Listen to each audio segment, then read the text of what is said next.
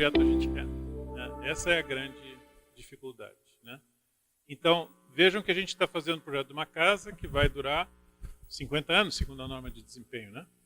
50 anos. Então, aquela família vai evoluir, vai ganhar mais dinheiro, vai resolver o seu problema de desconforto de alguma forma. Desconforto que, eventualmente, a gente está gerando na época do projeto, né?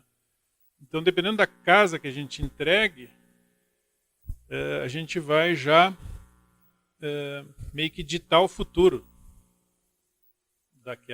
das possibilidades de obtenção de conforto dentro da casa. E aí é que eu acho que eu queria também ouvir um pouquinho vocês, né, e as inquietudes aí de vocês atuando nessa área de projeto de habitação social, né? Porque a gente sabe que se eu quiser botar um pouquinho mais dinheiro numa casa, eu vou construir menos casa. Esse sempre foi o buraco do problema, né? Se eu quiser gastar o dobro, eu vou construir metade das casas, né? Casas evolutivas, a gente já pensou em fazer, mas talvez não tenha sido muito eficaz. A gente teria que ter casas que inspirassem as pessoas a depender menos da energia.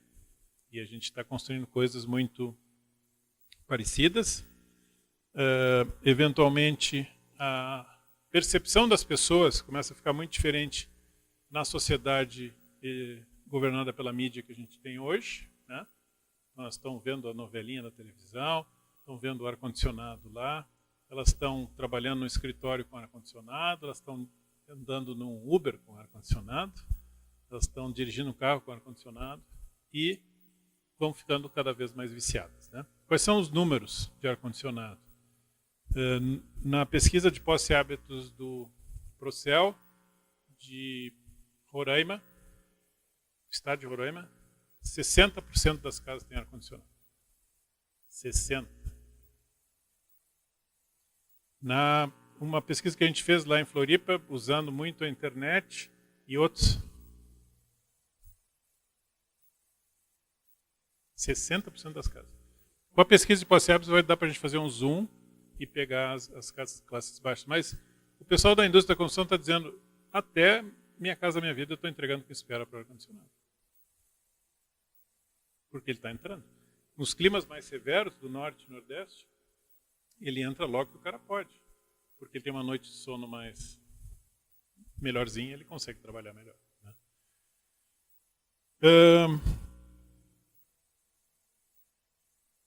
60% em Roraima. No Brasil, a gente fez uma amostra por internet, a gente não pegou a baixa renda, porque foi meio que direcionado para universidades e coisas assim. Pegou o Brasil inteiro e deu 52% de ar-condicionado também, né? Então, o problema está aí, né? Aí, vamos falar um pouquinho do que a gente falou antes ali, um ambiente para cada hora do dia. Que iniciativa vocês tomariam no quarto para ele consumir menos energia? O que vocês fariam diferente no quarto? Que vai ser usado durante a noite?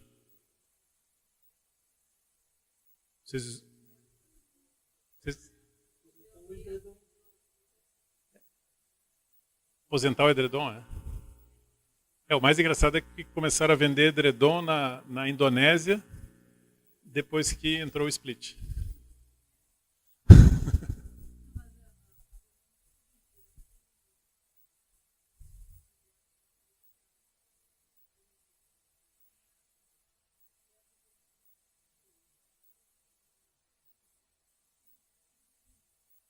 Então, vou dar um caso verídico, tá? Uma aluna minha mediu casas em Manaus, né? Uma das casas era uma casa de habitação baixa renda, feita com aqueles paredinhas de concreto, que é bem fininha, aquela argamassa armada, né? Que usam para muro em alguns casos, e até fazem casa com elas. E um teto de fibrocimento sem forro. Essa é uma. Hein?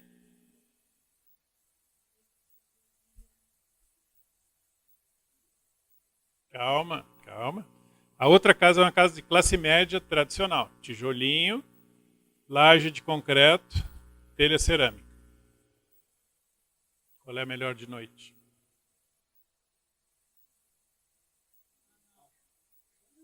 A de baixa renda.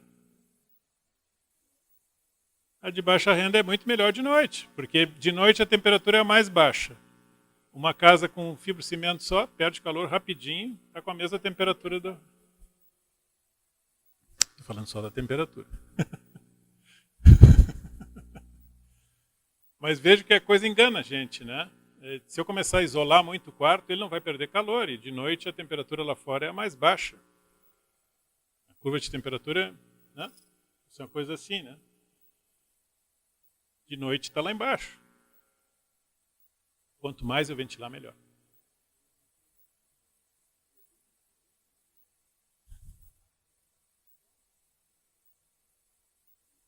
Deve ser interessante também. Ah. Claro que essa da baixa renda, se o cara ficar durante o dia, é melhor ele montar uma indústria de secar tomate, né? Porque vai ser quente.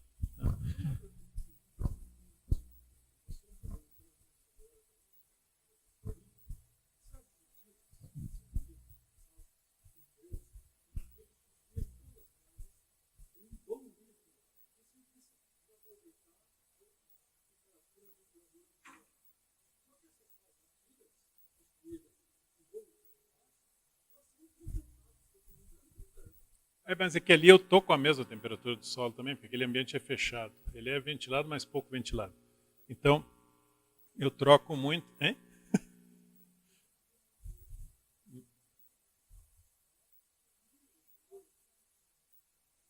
Ah, não, é que se pegar Pelotas, que é da onde essa cidadã veio, Pelotas é complicado, né? É úmido, frio, né?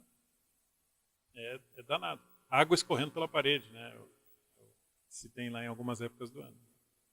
Porque a estrutura às vezes está fria, principalmente essas casas mais antigas, que tem uma inércia térmica grande, dá aquela aquecida na rua, e aquece e evapora muita água, esse ar entra por ventilação, bate na parede e escorre água. É muito comum isso no sul do Brasil.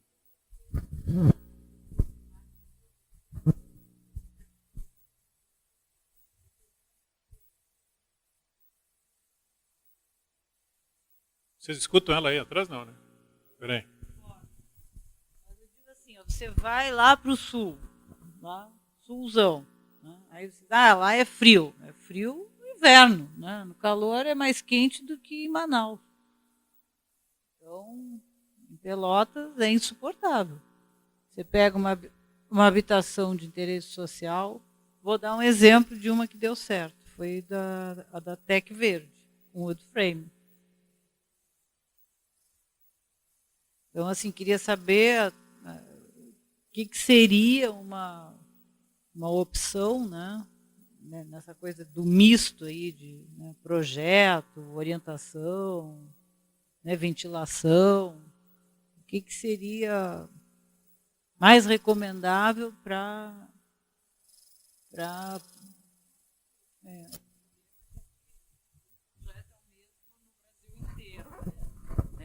não é só que o projeto não é pensado para eficiência energética, a gente tem um problema anterior que é projetos carimbo em qualquer lugar do país, né? Então o buraco é mais embaixo em termos de alteração de modelos. Então, é difícil fazer um carimbo igual para todo lugar, né? A questão da umidade ela é extremamente complexa, porque como é que eu me livro da umidade? Uma forma é esquentar. Se eu esquentar, eu evaporo ela. Outra é refrigerar, que eu condenso ela. E a outra é ventilar. Geralmente, ventilação resolve a questão da umidade, né? E quando eu tenho sistemas mais leves, que é um wood frame, por exemplo, ou poderia ser um steel frame também, né? Ele reagiria muito rapidamente e não condensaria, estaria isolado. Quando eu isolo o sistema, ele começa a ter a temperatura muito parecida com a do ar, dificulta a condensação. Quando eu começo a ter mais inércia térmica na casa, eu vou ter paredes mais frias. E aí eu incentivo a questão da condensação, né? Então, é muito hábito também das pessoas. Está começando, estava falando com o pessoal do setor da construção, anteontem, em São Paulo, e eles estão tendo sérios problemas de condensação pelo hábito das famílias. Imagina o cara acorda de manhã cedo, o casal toma banho, aquele banho quente, fecha a porta do apartamento e vai trabalhar.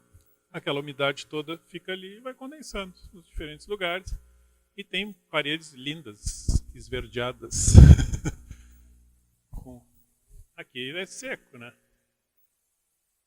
Então, esse é um problema sério que talvez requeresse... Como é que eu poderia resolver esse problema? Se eu tivesse uma veneziana boa. Eu poderia deixar a ventilação natural durante o dia no apartamento, sem entrada de chuva, né? E o vapor iria embora. A outra solução é mecânica. Se a gente vai para a mecânica, né, o passive house é toda mecânica. Só que o mecânico vai gastar energia, teria que se avaliar o benefício dele. Então, é complexo o que a gente está falando aqui, não tem uma solução. Não dá para dizer, eu vou pegar esse troço aqui e vou botar esse aqui. Cada clima é muito diferente um do outro. Né? Nós estamos discutindo a norma de desempenho térmico agora. Né? Vocês sabem que tem a 15575, desempenho, norma de desempenho, e ela tem 5 áreas problemáticas. Né? Uma é desempenho térmico, outra é desempenho lumínico, a outra é incêndio, acústica e durabilidade. Essas são as áreas que estão sendo reformadas nesse momento. Né? Eu estou responsável pela parte térmica. Né? Tem um conflito na discussão. Né? Não vou detalhar ele aqui, porque aí...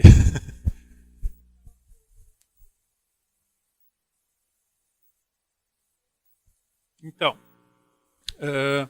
a norma de desempenho hoje, quem conhece ela, tem a parte simplificada e a parte de simulação. A parte simplificada, ela prescreve uma transmitância limite da parede e ela prescreve uma área de ventilação daquela abertura.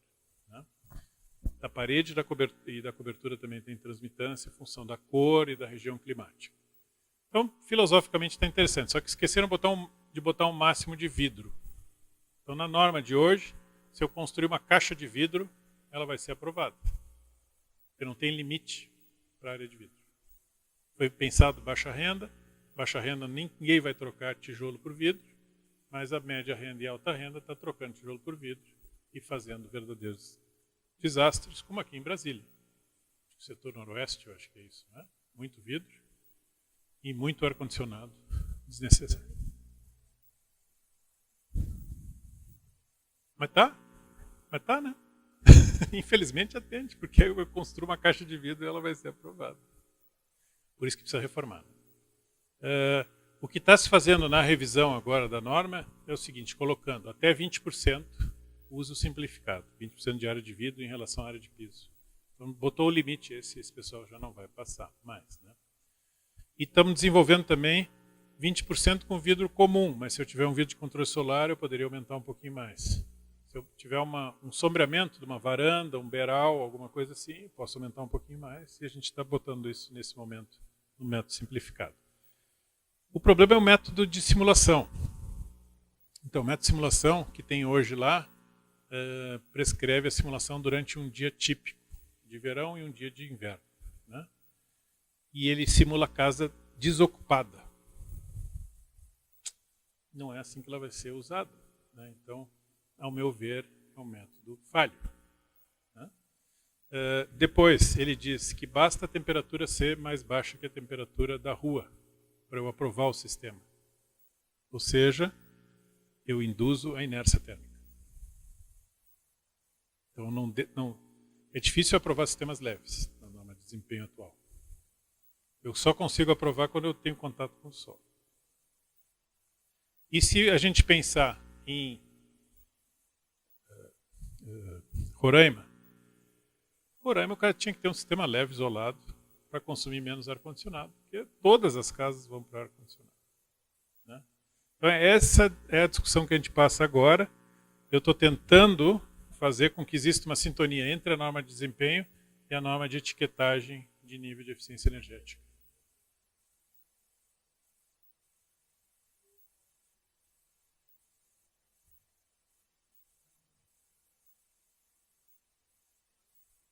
Não, se eu for para uma análise anual, não dá para medir em campo.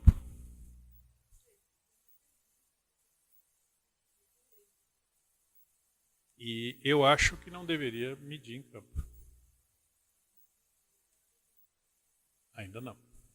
Tem gente que gosta do passado. Né? Mas estamos caminhando para isso. Né? Eu acho que não dá para negar que as casas estão recebendo ar-condicionado e a gente precisa preparar elas para isso e valorizar sistemas que eventualmente vão ser melhores.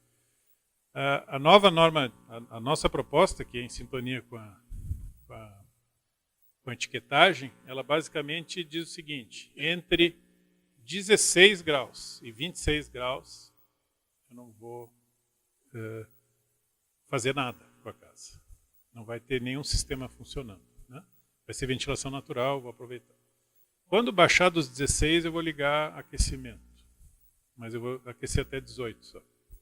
16 vem de umas pesquisas da Austrália também, que as pessoas não ligam quando baixa de 18. Climas que tem verão e inverno, as pessoas tendem a não ter sistemas de aquecimento instalado e ligam só quando está muito frio mesmo. Né? E acima de 26, eu começo a computar carga térmica. Né? Para justamente facilitar a avaliação de qual seria o consumo de energia dessa casa no futuro. Então, a chance é agora, porque as duas normas estão em revisão, tanto a de desempenho quanto a de etiquetagem, né? E estamos vendo um grande potencial das duas entrarem em sintonia e a norma de desempenho passar a valorizar melhor sistemas que são melhores. Né? Então, a ideia seria que o índice mínimo da norma de desempenho seria o nível C da etiquetagem, o intermediário seria o nível B e o superior seria o nível A. E as duas falariam a mesma métrica. Né? Que é o sonho.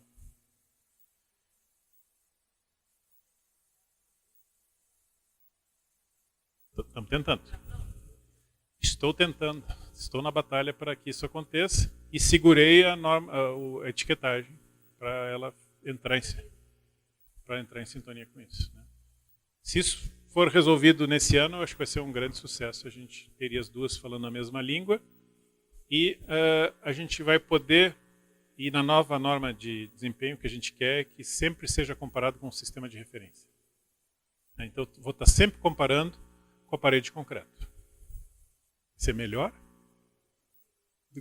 Não, mas é que a parede de concreto virou o padrão do mercado. Então, ela é uma referência de mercado que precisa ser considerada. Né? Então, para mim, eu quero só mostrar quanto melhor é do que aquilo. E aí eu acho que, mudando a métrica, depois tudo fica mais fácil. Aí dá para entrar com custo, para ver qual é o custo evitado em deixar a casa mais eficiente, que vai depois ser transferido para o usuário, que vai gastar mais nas suas contas de energia. Né? Mas é uma discussão bastante complexa, porque é aquilo que a gente falou naquele slide inicial ali, das faixas de consumo, né? De 0 a 100, 100 a 200. Né? A maior parte da população está no 0 a 100. E estão no 0 a 100 não é porque eles se sentem confortáveis, é porque eles não têm dinheiro. É porque ele não tem dinheiro para comprar o ar-condicionado. Tem ar-condicionado nas favelas. Né? Porque aí o cara botou um gato e ele conseguiu uma sucata de ar-condicionado, ele bota para conseguir dormir mais refrescado. Né? Tem até gente, foi achado em umas favelas de Salvador, geladeira sem porta, e o cara achou que estava refrigerando o ambiente. Ele achou que refrigerava, só que ele esqueceu que tem uma maquininha ali atrás também. Refrigera ali e esquenta atrás. Bom, não sei se vocês já viram, tem fotos na internet de ar-condicionado split instalado ao contrário. Isso é bacana. O cara põe o evaporador na rua e o condensador dentro do quarto. Por favor.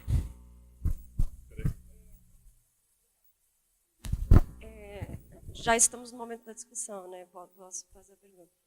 Então, aqui nos nossos normativos, a gente tem especificações mínimas que dão diretrizes e a gente atrela muito as normas que a gente já tem, NBR, norma de desempenho.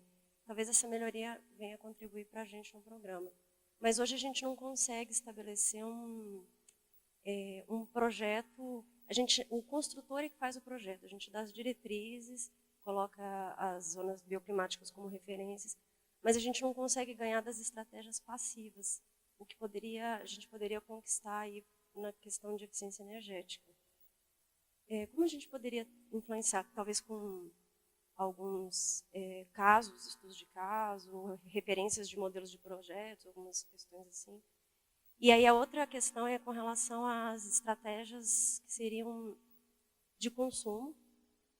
Se a gente tem algum estudo que a gente possa referenciar com relação à economia que a gente poderia gerar. Justificar o custo que a gente vai colocar naquela unidade com relação à economia que a família teria. Se tem alguma referência que a gente possa ter. É uma área complicada. A minha sugestão seria que a gente desenvolvesse alguns modelos, quantificasse, né, as melhoras. Isso, um novo método vai ser razoavelmente fácil de fazer. E nos diferentes climas, para mostrar para os construtores o que acontece em cada clima e as pessoas entenderem a diferença entre diferentes sistemas construtivos. É difícil fazer isso porque o pessoal dos sistemas construtivos talvez vai querer nos matar quando a gente publicar muito isso. É difícil, né?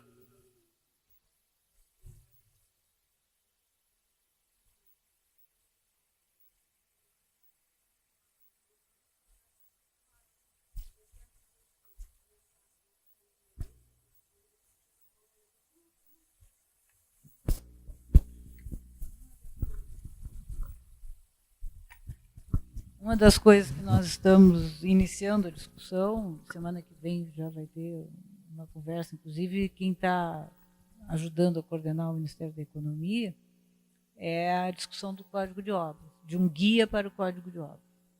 Então, assim, seria uma forma da gente também já, né, melhorar, né, a condução, porque não adianta, os projetos são aprovados, né, nos municípios, Então, é o único jeito que a gente tem para garantir mesmo, não é só através do empresariado.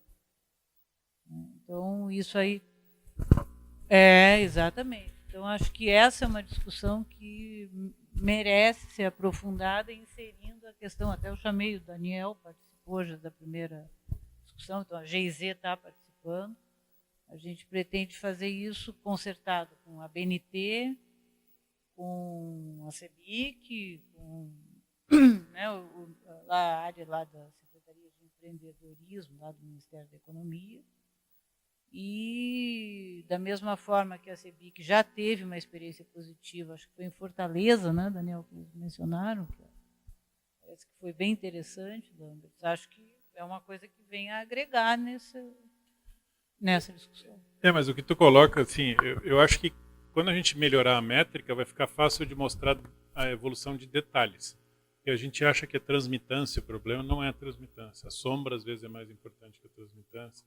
A absortância solar é mais importante. Então, vai dar para a gente pegar um projetinho padrão desse e dissecar ele em vários climas e mostrar para as pessoas o efeito de cada uma dessas variáveis. Eu acho que isso é uma coisa legal. Né? A outra, porque mostrar que um beiralzinho de nada faz uma diferença brutal na vida do coitado ali embaixo. Né? A outra é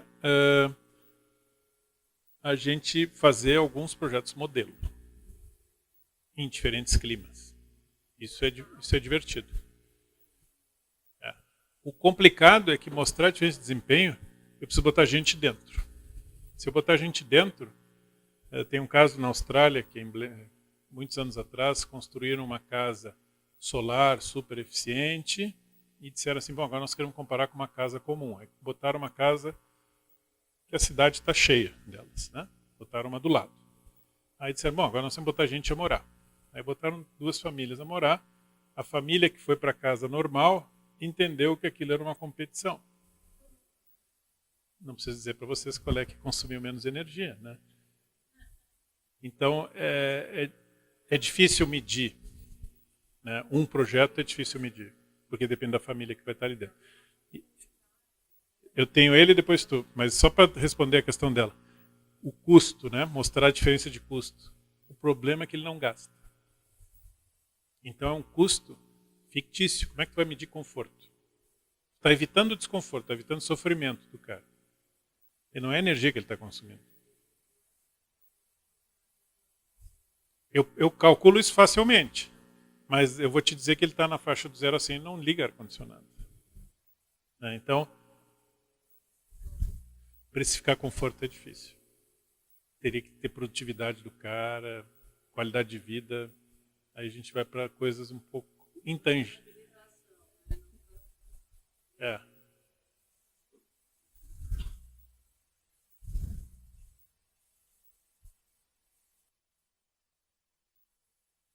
Tem que ligar.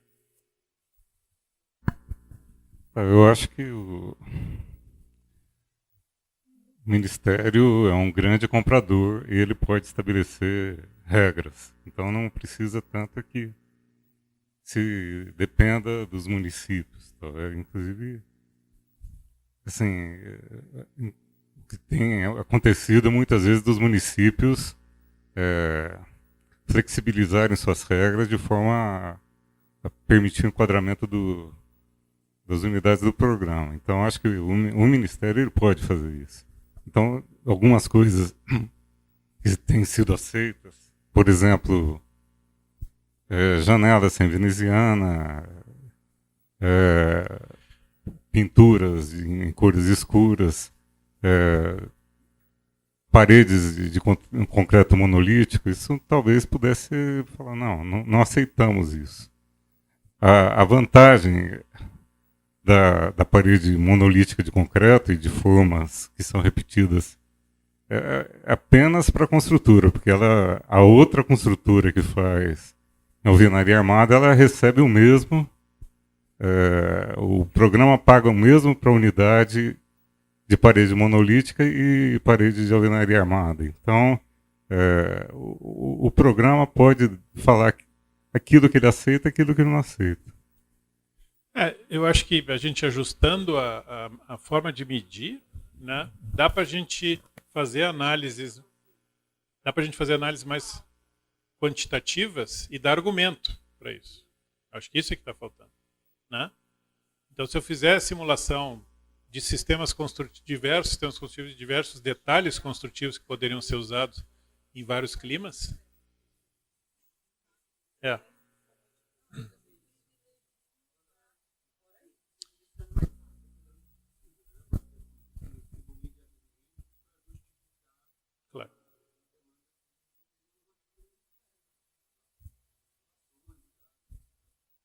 Eu acho que tem que simular, tem que medir em campo e tem que perguntar para as pessoas. Mas a história da veneziana, que ele também comentou ali atrás, a gente teve uma iniciativa que foi uns 2 anos atrás, né, de reunir os fabricantes de esquadria e dizer assim, isso aí foi para trás, por que não dá? Mas eles estão tão atrelados ao que eles fazem hoje que eles não conseguem pensar fora da casinha. E se veneziana fosse obrigatória num programa de habitação popular, viabilizava muita coisa. Né? Seria outro preço. Né?